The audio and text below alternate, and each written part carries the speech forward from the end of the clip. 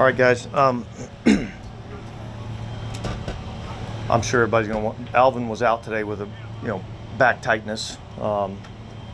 This is something that he's dealt with before, so I don't anticipate it being a big deal. But so that's why he wasn't out here today. A.T. Perry went in with a ankle sprain, so those were the two things that we dealt with from an injury standpoint today. We got a few guys, back out here on a limited basis. A few of the receivers back out on a limited basis today. So some of the guys that are injured are starting to, find their way back to the field. So I thought it was good practice. Tried to work this as we will for the next couple of days. As much game-like as we can. Everybody off on the sideline. Substitutions in and out. All of those things. We'll have officials back out here for the next 3 days. So just trying to, simulate a game as much as we possibly can. So that's what I got for you. Since we saw A.T. Perry walking off under his own power, does that suggest that it's not like a significant ankle? You know what? I just know it's an ankle. That's all I really know. The next couple of days, you said the officials, is that like a switching from not having San Francisco come, or were they scheduled to come? Well, they were scheduled to come anyway for those San Francisco practices. We were able to get them a day earlier, so they'll be here for the next 3 days. I think it's going to be beneficial for us. Obviously you get out here and you're in practice, and when you don't have officials. Well, was it a false start? Was it not a false start? Was it offsides? Was it not offsides? Was it a defensive, holding or pass interference, or was it not? You know what I mean? Like, all those things are things that, was it holding offensively or not? So those are all things that, having the officials out here and trying to make it as much game-like as we can, so that our guys really understand, what's, what's going to be acceptable. In terms of what's going to get called or not called, I think is important for our guys to see. Now that you guys have gotten a good handful of practices in a game, how have you seen Alontae Taylor just growing? Yeah, I've been really pleased with what I've seen out of Alontae. I think his mindset's been outstanding. I think his work ethic has been outstanding.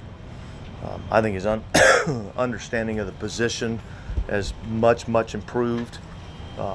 So I'm excited about what I think he can do, both outside corner and at the nickel position. And so I think we're fortunate in that we have, I feel like some depth at that position, and an important position, in particular for us in the style of defense that we play. Where is Jordan Howden in his development, and what do you guys still need to see from him? He feels like he's still competing for snaps. Yeah, absolutely. I mean, I haven't seen anything from any one of those safeties yet. Okay, probably with the exception of Tyrann Mathieu, where somebody's just jumped out at me and said, "It's my job," and that's what I'm looking for. So, I think ultimately what you're looking for is guys to make plays, guys to have production. So that's interceptions, that's PBUs, that's tackles, guys that are going to play a physical brand of football. Like, those are all the things that I'm looking for, and I'm seeing good things out of the safety position. And yet I haven't seen where somebody's just taken the bull by the horns and said that this is my job. And so I think that's what I'm looking for. Jordan specifically, he kind of lost some playing time toward the end of last season too. What does he need to do better to show more consistency, or to show? Yeah, well, honestly, I think all the things that I just talked about are the things that he needs to do. I look at the safety position as a production position. I'm looking at that position as and in particular the way that we play, and whether it be our quarters coverages or down safety coverages, whatever the case may be, that position is a position that should have tackles, should have PBU, should have opportunities for interceptions, and so those are the things that I'm looking to see. And so when you add somebody like Chase, who's been kind of as productive as we've seen about here in camp, is that kind of like a one player making a bunch of disruption kind of raises all ships? So I can't remember the metaphor. Yeah, I'm gonna leave the metaphors to you guys. Thanks, I appreciate it. All right, but what is a metaphor? What's that? What is a metaphor? Like, what's the official definition of metaphor? A metaphor is like using something as comparison as like an example, right? Okay. All right. I got it. So, for example, I'd say when you bring somebody in that is disruptive, yeah, I think that raises the level of play for everybody. And look, he's been a welcome addition. And again, much like I was talking about with Alontae earlier, I'm probably more impressed and more pleased with just his mindset and his demeanor about buying into what we do and how we do it.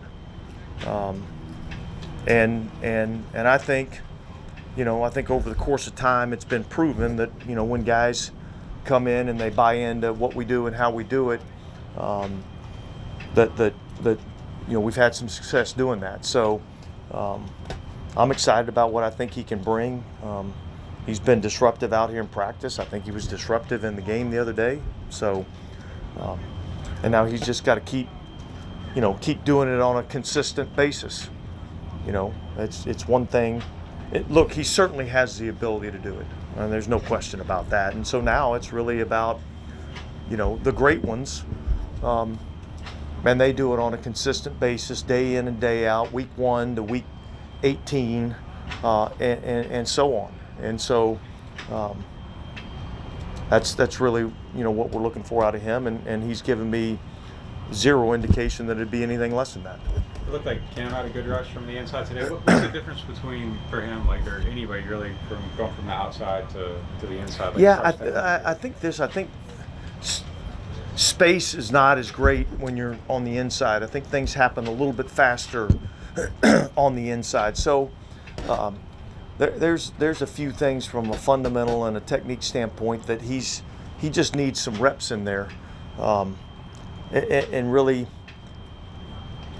Look, I think it's probably been since he was in college that he had any sort of significant reps, inside as a rusher. He's moonlighted in there a little bit, here and there, but never on a consistent basis. And so I think him getting some reps inside, is going to be beneficial. And I mean, the reality is. When you get to these passing downs, you're only at most 4 defensive linemen on the field, and all of them want to be out there on the pass rush downs, and so it's really about finding the best 4 that can work together as a group to be able to affect the passer. And so I think right now, we're trying to look at him inside. We're trying to look at Peyton Turner inside. Obviously, Breezy, Shepard, those guys, are working inside. So, hopefully that'll allow us to have a little bit of depth and a little bit of rotation in terms of being able to rush the passer. Along those lines, is Peyton Turner better as a rusher inside than outside? I mean, he's pretty effective there. Yeah, I think he's shown some effectiveness inside as a rusher. And I think he's shown some things off the edge too. I think he's a versatile rusher. And so, again, like I said, it's really going to be about getting this thing out of here. All right. And how do we get the best 4 guys out there to rush the passer, wherever that may be? Obviously, it's pass rush down. Does Cam's ability as a run defender help in terms of you throw in the rusher inside? There was a rep where they had a draw on 3rd and 15, right? Does having Cam there as that kind of plus run defender, does that help, or does that affect it at all? Well, look, when you get into those down and distances, you're rushing the passer, you're reacting to the run.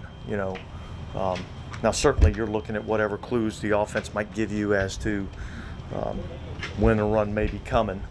But when you're playing defense, you can't play run and pass on every down. You really got to be able to play one, and then you got to be able to react to the other.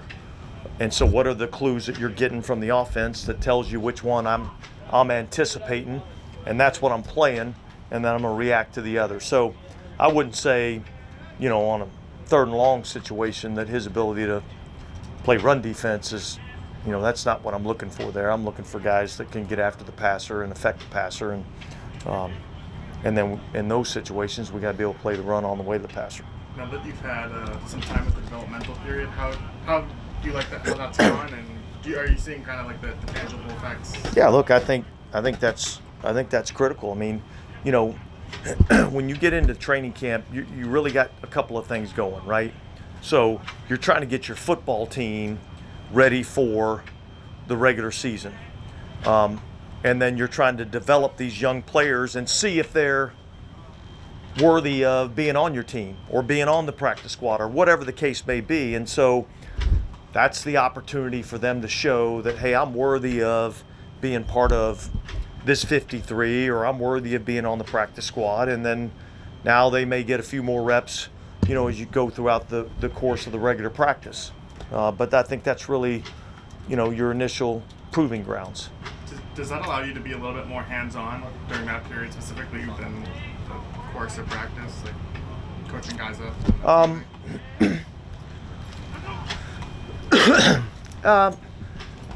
Well, look, for me, during that period, it's strictly an evaluation process. And now there's a lot of things that I'm evaluating.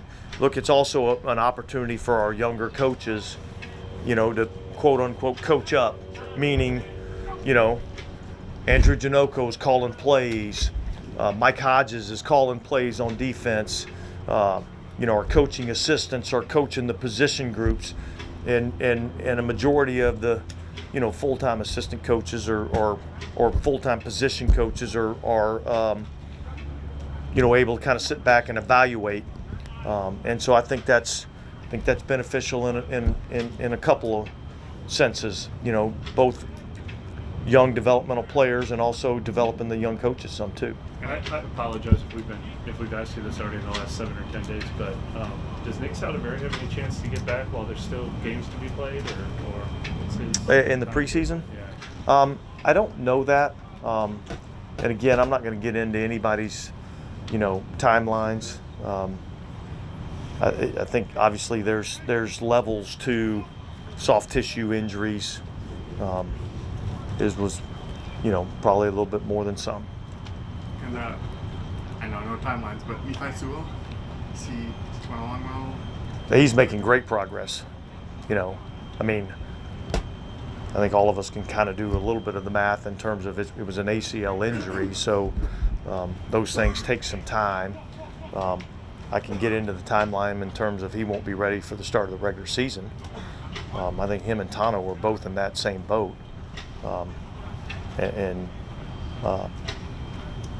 But the rest of the guys are, we'll just have to rehab them and see. Drew Brees out there today, right? Drew was out here. We had several guys. Scott Fajita, Drew Brees, Roman Harper's going to help out with us this week. Lance Moore was here. Scott Shanley was here. Obviously, we got a few former players on the staff, and Jari and BY, and so there was a lot of those guys that came out here to watch practice. I'm sure I'm probably forgetting somebody. What's Roman going to do? He's going to be helping out with the defense. Yeah, so he'll be helping out with the DBs. So much like Malcolm came here for a couple of days and helped out, Roman's going to do the same thing. See if these guys can catch the coaching bug just a little bit, Jeff. For the developmental period, are you letting guys, like, I noticed there was like a little bit more tackling, like, is it more simulated live reps sort of? It's not intended to be that way. I think sometimes you get in those situations, and obviously they're they're pretty excited about getting the reps and trying to make an impression. So, but I think it's been good work. You mentioned Hodges calling plays. Just how has he developed as a coach? Just kind of. Yeah, I think he's doing a really good job. I mean, look, the way, like, just look at his players, right?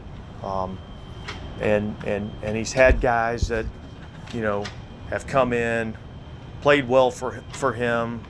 They've gone on to other places, and somebody else has had to come in. You see some young guys that develop. You know, like I'm watching DeMarco Jackson develop, or an Anthony Orji develop. You know, that's what it's about as an assistant coach. And so, yeah, he's done a tremendous job for us. All right, guys, thanks.